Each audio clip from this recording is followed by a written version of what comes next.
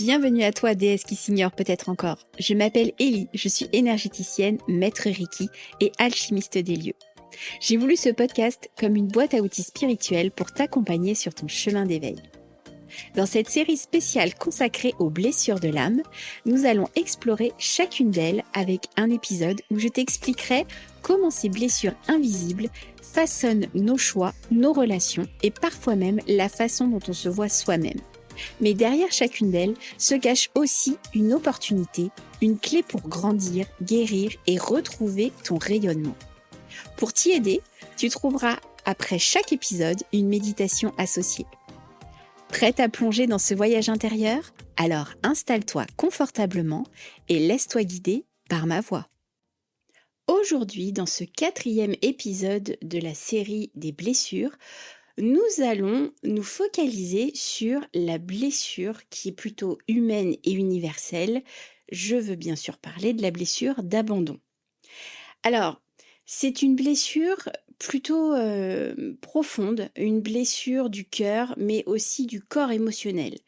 C'est celle qui parle de solitude, de manque de présence et du besoin de réassurance que beaucoup de femmes portent encore sans le savoir. Cette blessure, c'est un sentiment que tu peux ressentir comme un vide quand quelqu'un part ou quand tu as peur que quelqu'un s'en aille.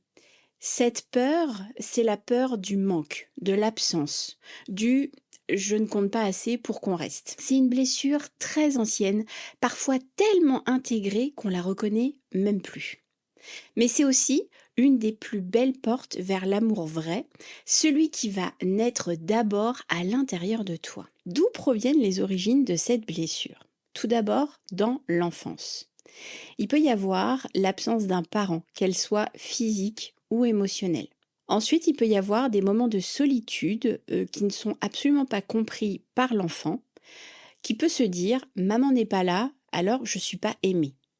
C'est pour ça qu'il y a des enfants qui, même quand il y a le papa qui est présent, si la maman n'est pas là, se mettent à pleurer, faire des caprices, a besoin d'être rassurés, parce qu'ils considèrent que si maman est là, tout va bien, et s'il est aimé, c'est grâce à maman. Donc c'est vraiment, ça peut être très très très profond. Troisième point, il peut y avoir une incohérence affective. Un parent qui est présent un jour, mais qui est distant le lendemain. Ensuite, les origines, on peut aussi les trouver dans le corps et dans le cœur. En fait, cette blessure, elle s'imprime vraiment dans la zone de ton plexus solaire et du cœur. C'est là où en fait se loge le besoin de sécurité émotionnelle. C'est d'ailleurs là où souvent les chakras du cœur et du plexus se bloquent le plus facilement. On va dire que le plexus, c'est vraiment celui qui a tendance à se dérégler le plus rapidement. Et donc là, on est vraiment sur cette sphère de la poitrine, en fait. C'est là où souvent ça nous serre le cœur, où on a un nœud à l'estomac. Vous savez, souvent, vous avez dû le ressentir dans plein de situations, pas nécessairement la blessure d'abandon, mais c'est vraiment cette sphère où l'émotion, on la prend vraiment de plein fouet. En fait, le corps, il garde vraiment la mémoire de ces moments d'absence. Et même si l'esprit les oublie, eh bien, il y a toujours cette mémoire qui revient, cette partie inconsciente, en fin de compte, qui se réactive à n'importe quel moment, dans n'importe quelle situation. Et puis, troisième point, les origines, on peut les trouver sur le plan spirituel. C'est l'expérience de l'amour conditionnel. On croit qu'il faut mériter la présence de l'autre ou qu'on ne sera plus aimé si on se montre tel que l'on est. Alors, c'est vraiment une croyance qu'on peut nous inculquer aussi quand on est enfant, en nous disant: «Si tu es sage, tu auras le droit à». C'est un peu une sorte de petit chantage, affectif, sur le moment qu'on ne prend absolument pas, pour quelque chose de méchant. On le fait pas méchamment quand on dit ça. C'est un peu quand on essaye de retrouver un peu de calme, avec certains enfants. Mais en l'occurrence, ça vient si c'est répété à plusieurs reprises, dans l'inconscient, ça vient se figer et on se dit, «Si je suis gentille, eh ben, on m'aimera», par exemple. Alors que, c'est pas une condition sine qua non. Quelles sont les manifestations concrètes de cette blessure? Déjà, dans les relations amoureuses. Tu vas pouvoir t'attacher très fort, très vite. Tu as un besoin de réassurance constante et quand l'autre s'éloigne, ton monde, il s'effondre. Donc ça, c'est vraiment la blessure sur le plan amoureux, dans les relations affectives. C'est vraiment ce schéma-là qui se produit. Rapidité d'attachement et ensuite besoin d'être toujours, toujours, toujours rassuré sans arrêt parce que si c'est pas le cas, on a tout de suite l'impression qu'on va nous abandonner. Et puis effectivement, quand il y a distance physique, ou même distance émotionnelle, ou toute distance, qu'il peut y avoir, et bien, on a l'impression que d'un seul coup, on est seul au monde, perdu, on n'a plus de repères. Dans les relations amicales, alors là, tu peux avoir peur d'être oublié. Tu t'inquiètes si on te répond pas. T'envoies des textos, et puis, la personne met un peu de temps ou elle te laisse en vue. Alors là, c'est tout de suite, tu te fais des montagnes de films. Effectivement, tu as peur de, pas forcément être, la meilleure amie. Tu as peur d'être un peu la 5e roue du carrosse, sachant que tu t'investis très fortement aussi dans tes amitiés. Quand tu as l'impression qu'en face, ça ne répond pas à la même intensité que toi, alors là, c'est pareil, ça vient, créer un trouble chez toi. Dans ta vie quotidienne, avec cette blessure, eh bien, tu fais beaucoup pour garder le lien. Comme je te disais par rapport à tes amis, tu envoies beaucoup de messages, tu as beaucoup d'attention, tu fais énormément de concessions et parfois au détriment de toi-même. C'est une façon un peu de se rendre, de vouloir inconsciemment se rendre indispensable, qu'on nous remarque, d'en faire toujours, toujours, toujours plus parce que si on en fait toujours plus, on ne nous rejettera pas, au contraire, on pensera à nous parce qu'on se rendra Heu, irremplaçable, indispensable. Faut le savoir, personne n'est indispensable. Donc là, c'est vraiment un point d'attention qu'il faut avoir. Si tu es ce genre de personne à être vraiment très soucieuse pour les autres, à vouloir toujours en faire beaucoup pour les autres et à t'oublier un petit peu dans le tas, tu dois sans doute souffrir de cette blessure d'abandon. Et puis dernier point sur le plan énergétique, le fait d'être toujours dans, le fait de faire plaisir aux gens, de te soucier des gens, de travailler à te rassurer sans arrêt, eh bien, ça crée une fatigue émotionnelle et tu peux sentir comme un vide dans ta poitrine. Il peut aussi y avoir une dépendance au regard de l'autre. Et puis, la peur du silence et de la solitude. Il y a ces personnes qui ne supportent pas d'être seules. Il faut qu'il y ait du monde, du bruit tout le temps. Le regard de l'autre, c'est pareil, tu essayes de te mettre en valeur et puis tout de suite, tu n'attends pas de savoir si toi ça te plaît.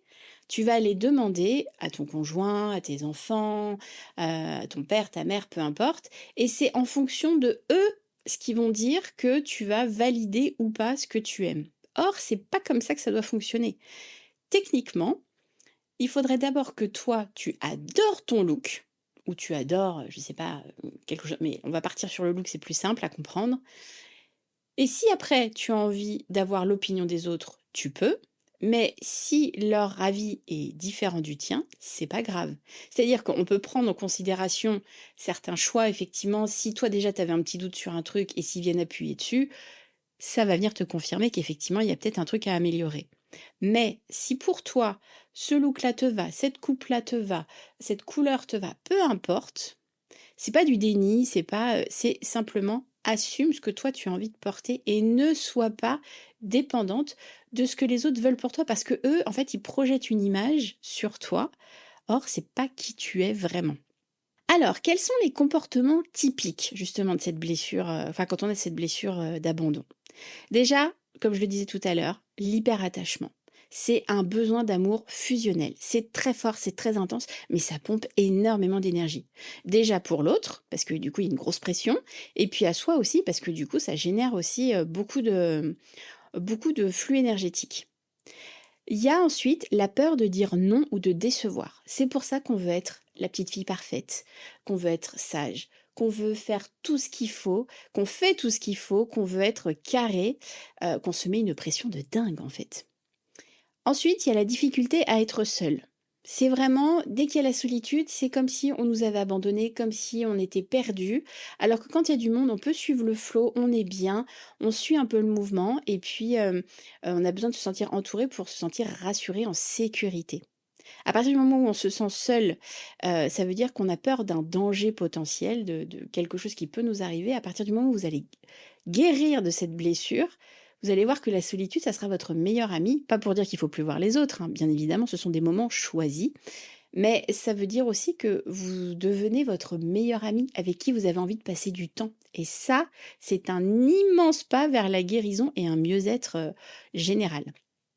Et dernier point, c'est la recherche de validation extérieure, comme je le disais tout à l'heure. Quand on est sans arrêt à se dire attends, il faut que je demande à un tel, attends, il faut que je demande à machin, attends, bidule, non, ça veut dire que là, il y a une trop grande dépendance au fait qu'on a besoin du regard de l'autre pour exister. Alors qu'en fait, par soi-même, on peut déjà exister. Quel message cette blessure, elle veut nous faire passer? Cette blessure, elle te parle d'amour inconditionnel. Celui que tu n'as pas toujours reçu, mais que ton âme est venue apprendre à générer par elle-même. Elle va t'enseigner une vérité simple et bouleversante. Personne ne peut te quitter vraiment quand tu es présente à toi-même. Le vide que tu ressens, c'est pas une punition, c'est plutôt un espace où ton amour intérieur peut grandir. C'est vraiment le lieu de ton retour à toi et de ta propre tendresse. J'entends déjà certaines personnes qui vont me dire ah bah oui mais du coup il y a des personnes qui sont beaucoup plus impactées et qui sont beaucoup plus challengées on va dire par leur entourage et autres. Et donc qui vivent cette solitude vraiment comme un calvaire. Alors on va pas faire de phrases toutes préconstruites en disant c'est ton âme qui a choisi de vivre ça dans ton incarnation. Ceci dit, il y a un fond de vérité, hein. Mais ce qu'il faut comprendre, c'est que tant que vous n'avez pas guéri cette blessure d'abandon, eh bien, on va vous mettre sur votre chemin plein de personnes qui vont vous faire vivre cet abandon, qui vont vous faire justement vous dire ah ben voilà, ça recommence. Mais à partir du moment où vous allez comprendre, enfin que tu vas comprendre, parce que je vais repasser à toi, je te parle à toi qui m'écoutes. À partir du moment où tu vas comprendre que tant que tu n'auras pas compris qu'il faut apprendre à t'aimer toi en priorité, tu vas être mise dans des situations très inconfortables. Et c'est pour le coup véridique à partir du moment où on change un tout petit truc dans sa tête, où on commence à accepter cette solitude, qui n'est absolument pas punitive, on est bien d'accord. La solitude, c'est quand on le veut, et ensuite après on peut sociabiliser autant qu'on souhaite.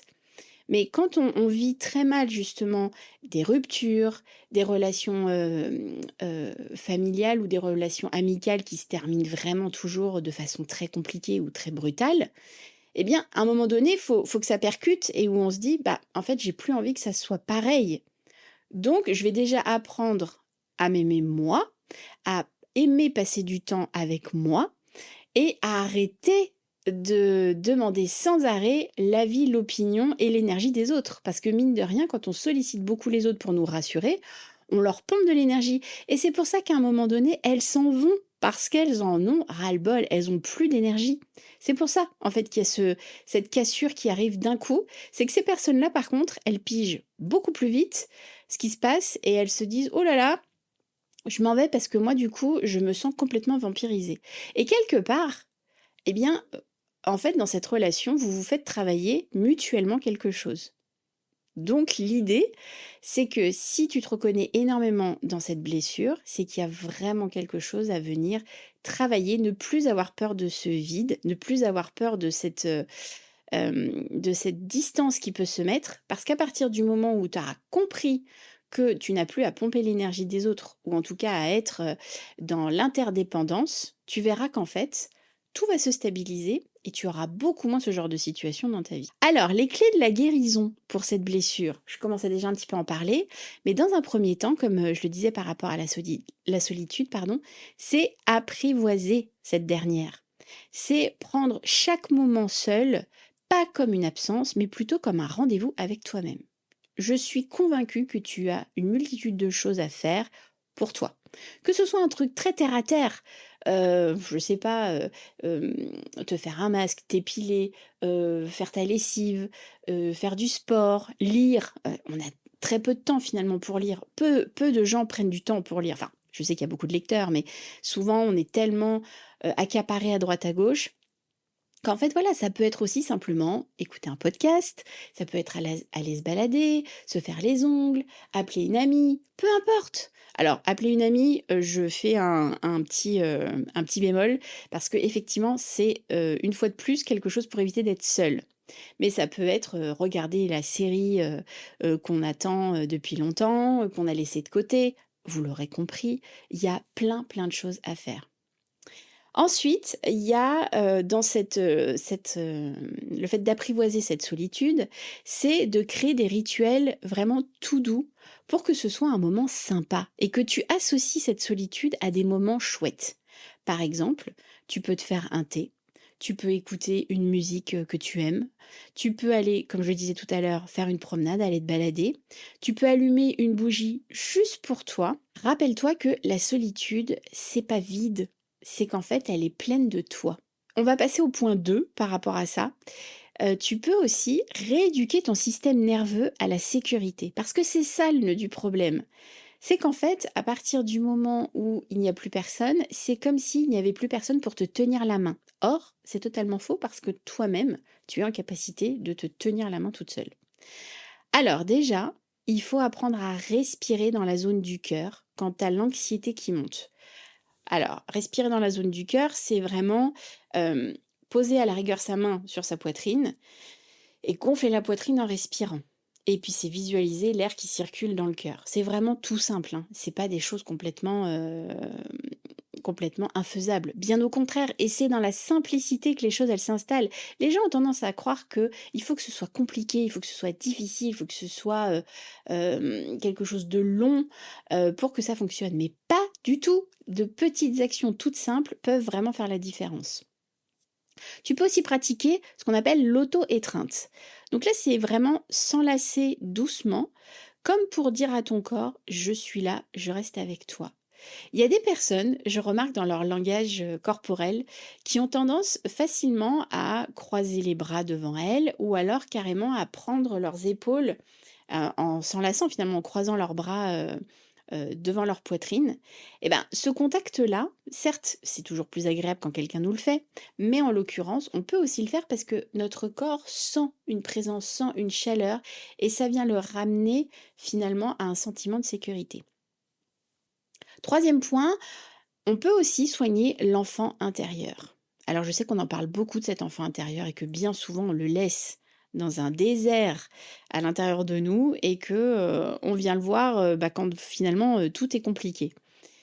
Alors là, ce que tu peux déjà commencer à faire, c'est visualiser la petite fille qui attend qu'on vienne. Donc tu peux l'imaginer d'une façon ou d'une autre, peut-être toute seule sur un banc, assise par terre, dans un coin, peu importe. Ensuite, tu vas vers elle et puis, tu vas la prendre dans tes bras et tu vas lui dire: «Je suis là maintenant, je ne te laisserai plus seule».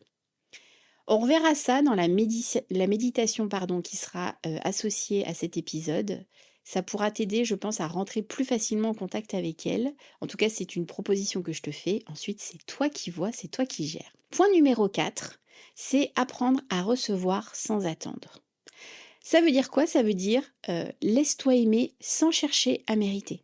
Ne fais pas de cadeaux parce qu'on te dit: «Je t'aime». Ne fais pas une attention particulière parce que on a été sympa avec toi. C'est sûr que dans l'idée, une relation équilibrée fait que on a des petites attentions, on est sympa, on se rend service, c'est chouette, mais il faut pas que ce soit systématique. Ça veut dire que on te fait un bisou, ça sert à rien de t'accrocher au cou et en refaire 30 000 parce que tu es super content qu'on te fasse un bisou. Non. En fait, là, c'est accueillir ce qui vient, sans te mettre la pression pour te dire: «Il faut absolument que je montre que je suis, heureuse, que je suis aimée et que moi aussi j'aime». Je sais, alors dans un sujet un peu plus, je dirais touchy parce que c'est assez personnel, je connais beaucoup de femmes qui ont tendance à, par exemple, j'ai un exemple qui me vient, une femme, se faisait, souvent masser le dos par son mari quand elle avait mal au dos et en fait, lui, ça le mettait dans une il était assez content de pouvoir aider sa femme, mais du coup après il avait des pulsions en fait, il avait des envies, hein, forcément, elle était très jolie. Et donc En fait, elle cédait, même si elle avait pas forcément envie, aux avances parce qu'elle se disait: «Bon, quand même, il a pris le temps de me masser donc je vais faire ce que j'ai à faire, pour le remercier». Bah non, en fait, on fait pas ça. On n'est pas obligé parce que surtout si on n'en a pas envie, pour faire plaisir à l'autre, non. On demande, un service, on demande à être aidé, pour une douleur ou X ou Y, c'est pas une raison pour ensuite, faire quelque chose qui, ouais, sans plus, quoi. L'idée quand même, c'est que il faut savoir quand même que la sexualité, ça serait bien de la vivre comme une sexualité sacrée. C'est-à-dire comme un moment de partage, un moment où justement on a envie de prendre du temps, où c'est sympathique et pas le faire, pour se débarrasser de quelqu'un qui est un peu, enfin qui a plus envie que nous finalement. Donc voilà, mais ça c'est un autre sujet, on l'abordera peut-être, dans d'autres, podcasts. Ensuite, il y a quand quelqu'un te fait un compliment ou t'offre son aide, respire et dis simplement merci. T'es pas obligé d'en faire des caisses, d'accord? T'es pas obligé de te dire: «Ah là là, il m'a rendu service, alors faut que je lui rende service absolument». C'est quand l'occasion se présentera, tu pourras lui rendre service, mais ne sois pas obligé de te sentir: «Oh là là, il faut absolument que je lui fasse, un cadeau, que je lui, propose de l'argent» ou ce genre de choses, OK? 5e point, c'est renouer avec ta présence divine.